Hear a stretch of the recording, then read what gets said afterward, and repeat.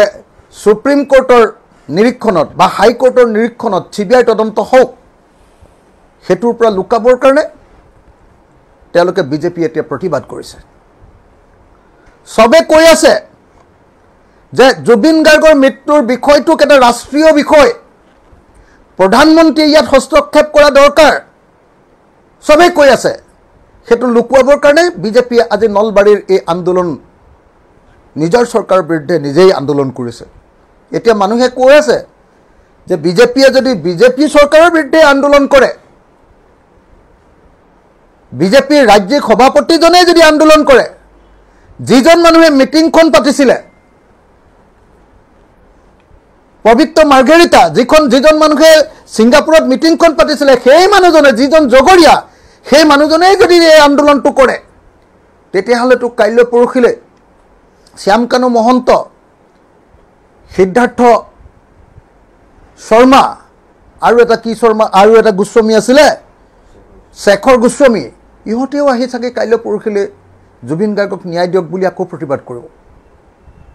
CID আৰু SITয়েতো প্ৰতিবাদ কৰিবই যে জুবিন গাৰ্গক ন্যায় দিয়ক। তাৰ পাছত আকৌ আমাৰ কোৰ্টে প্ৰতিবাদ কৰিব লাগিব জুবিন গাৰ্গক ন্যায় দিয়ক বুলি। কি এক ভয়ংকৰ প্ৰশাসনৰ মাজত অসমীয়া জাতি বাস কৰিছে। মুখ্যমন্ত্ৰীয়ে নিজে কৈছে, মুখ্যমন্ত্ৰীয়ে কৈছে যে এই প্ৰতিবাদ, যিটো প্ৰতিবাদ বন্ধ হৈ যাব যদিহে তেওঁ 50% বন্ধ হৈ যাব যদিহে তেওঁ পদত্যাগ কৰে। আৰু কৈছে যে গৌৰৱ গগৈ যদি মানে মুখ্যমন্ত্ৰী হয় তেতিয়াহ'লে একেবাৰে প্ৰতিবাদটো বন্ধই হ'ব। তাৰমানে মুখ্যমন্ত্ৰীয়ে একদম পোনে পোনে স্বীকাৰ কৰি ল'লে যে জুবিন গাৰ্গৰ মৃত্যুৰ পাছত অসমৰ 100% মানুহে এই বিজেপি দল আৰু চৰকাৰ আৰু মুখ্যমন্ত্ৰী হিমন্ত বিশ্ব শৰ্মাৰ প্ৰতি অনাস্থা প্ৰকাশ কৰিছে। 50+50 100%। 100জন মানুহৰ ভিতৰত 100জন মানুহে এতিয়া হিমন্ত বিশ্ব শৰ্মাৰ পদত্যাগ আৰু তাৰ বিপৰীতে বেলেগ এজন মানুহক মুখ্যমন্ত্ৰী পতাটো বিচাৰিছে বুলি হিমন্ত বিশ্ব শৰ্মাই অলপ আগতে কালিৰ দিনটোত একদম পোনপটীয়াকৈ ঘোষণা কৰি দিলে। গতিকে মই ভাবোঁ যে এই মুহূৰ্তত যদি জুবিন গাৰ্গে ন্যায় পাব লাগে, জুবিনদাৰ ন্যায় পাবলৈ হ'লে হিমন্ত বিশ্ব শৰ্মাই সঁচাকৈ পদত্যাগ কৰিব লাগিব।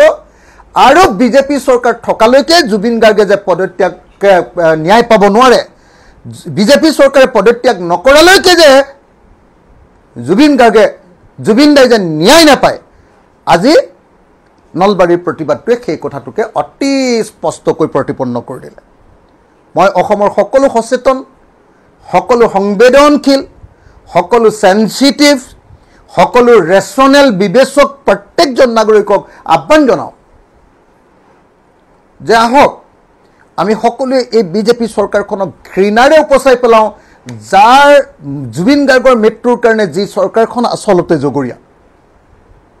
আজি তেওঁলোকে প্ৰচাৰ কৰিছে, বিজেপিৰ ৰাজ্যিক সভাপতিজনে কৈছে যে নলবাৰীত 1 লাখ মানুহ গোট খালে, জয়ন্ত মল্ল বৰুৱাই কৈছে যে 70,000।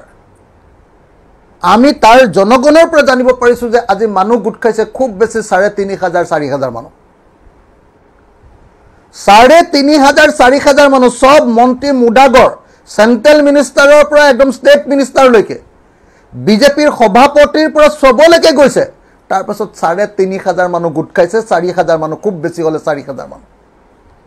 4,000 মানুহ গোটাবহে পাৰিলে কাৰণ অসমৰ মানুহে তেওঁলোকৰ চৰিত্ৰ বুজি উঠিছে। নলবাৰীৰ মানুহে স্পষ্টকৈ কৈছে যে এনেকুৱা প্ৰশাসনত আমি যাব নোৱাৰোঁ। নলবাৰীৰ তাৰ স্থানীয় নাগৰিক নায়েই, দূৰৰ পৰা মানুহ ভাড়া কৰি আনিবলগীয়া পৰিস্থিতি হৈছে। গতিকে এই গোটেই পৰিস্থিতিত চাই মই অসমৰ মুখ্যমন্ত্ৰীক এই মুহূৰ্তত মুখ্যমন্ত্ৰী পদৰ পৰা পদত্যাগ কৰিবৰ কাৰণে আহ্বান জনাইছোঁ। তেওঁৰ পদত্যাগে শেষ উপায় নহ'লে কিন্তু মুখ্যমন্ত্ৰীৰ শেষ ৰাজনৈতিক অৱস্থাটো খুব বেয়া হ'ব। গতিকে মুখ্যমন্ত্ৰী হিমন্ত বিশ্ব শৰ্মাক মই আজি পদত্যাগ কৰিবৰ কাৰণে দাবী উত্থাপন কৰিলোঁ। হ'ব। যিকোনো খবৰৰ বাবে যোগাযোগ কৰক 7099017330 লগতে 7099017110 নম্বৰত।